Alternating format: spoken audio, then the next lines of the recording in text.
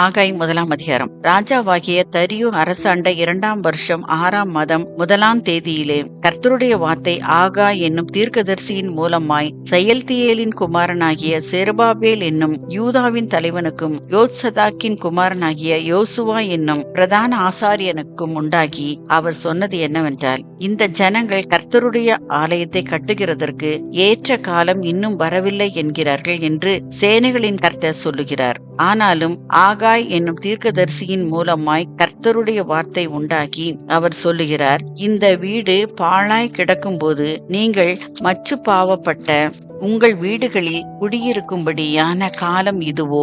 இப்போதும் சேனைகளின் கர்த்தர் சொல்கிறார், உங்கள் வழிகளை சிந்தித்து பாருங்கள். நீங்கள் திரளாய் விதைத்தும் கொஞ்சமாய் அறுத்து கொண்டு வருகிறீர்கள். நீங்கள் புசித்தும் திருப்தியாகவில்லை, குடித்தும் பரிபூர்ணமடையவில்லை. நீங்கள் வஸ்திரம் உடுத்தியும் ஒருவனுக்கும் குளிர் விடவில்லை. கூலியை சம்பாதிக்கிறவன் கொத்தலான பையிலே போடுகிறவனாய் அதை சம்பாதிக்கிறான். உங்கள் வழிகளை சிந்தித்து பாருங்கள் என்று சேனைகளின் கர்த்தர் சொல்லுகிறார். நீங்கள் மலையின் மேல் ஏறி போய் மரங்களை வெட்டி கொண்டு வந்து ஆலயத்தை கட்டுங்கள். அதன் பேரில் நான் பிரியமாயிருப்பேன். அதனால் என் மகிமை விளங்கும் என்று கர்த்தர் சொல்லுகிறார். அதிகமாய் வரும் என்று நீங்கள் எதிர்பார்த்திருந்தும் இதோ கொஞ்சம் கிடைத்தது. நீங்கள் அறுத்து வீட்டுக்கு கொண்டு வந்தும் நான் அதை ஊதி போடுகிறேன். எது நிமித்தம் என்றால், என் வீடு பாழாய் கிடக்கும் போது நீங்கள் எல்லாரும் அவனவன் தன் தன் வீட்டிற்கு ஓடி போகிறீர்களே, இது நிமித்தமே என்று சேனைகளின் கர்த்தர் சொல்லுகிறார். ஆதலால் உங்கள் மேல் இருக்கிற வானம் பனியை பெய்யாமலும்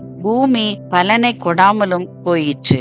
நான் நிலத்தின் மேலும் மலைகளின் மேலும் தானியத்தின் மேலும் புது திராட்சரசத்தின் மேலும் எண்ணெயின் மேலும் பூமியில் விளைகிற எல்லாவற்றின் மேலும் மனுஷரின் மேலும் மிருகங்களின் மேலும் கைப்பாடு அனைத்தின் மேலும் வறட்சியை வருவித்தேன் என்றார். அப்பொழுது செயல்தியேலின் குமாரனாகிய செருபாபேலும் யோத்சதாக்கின் குமாரனாகிய யோசுவா என்னும் பிரதான ஆசாரியனும் ஜனத்தில் மீதியான அனைவரும் தங்கள் தேவனாகிய கர்த்தருடைய சத்தத்துக்கும் தங்கள் தேவனாகிய கர்த்தர் அனுப்பின ஆகாய் என்னும் தீர்க்கதரிசியினுடைய வார்த்தைகளுக்கும் செவி கொடுத்தார்கள். ஜனங்கள் கர்த்தருக்கு முன்பாக பயந்திருந்தார்கள். அப்பொழுது கர்த்தருடைய தூதனாகிய ஆகாய், கர்த்தர் தூதன் அனுப்பிய வார்த்தையின்படி ஜனங்களை நோக்கி, நான் உங்களோட இருக்கிறேன் என்று கர்த்தர் சொல்லுகிறார் என்றான். பின்பு கர்த்தர் செயல்தியேலின் குமாரனாகிய செருபாபேல் என்னும் யூதாவின் தலைவனுடைய ஆவியையும் யோத்சதாக்கின் குமாரனாகிய யோசுவா என்னும் பிரதான ஆசாரியனுடைய ஆவியையும் ஜனத்தில் மீதியான எல்லாருடைய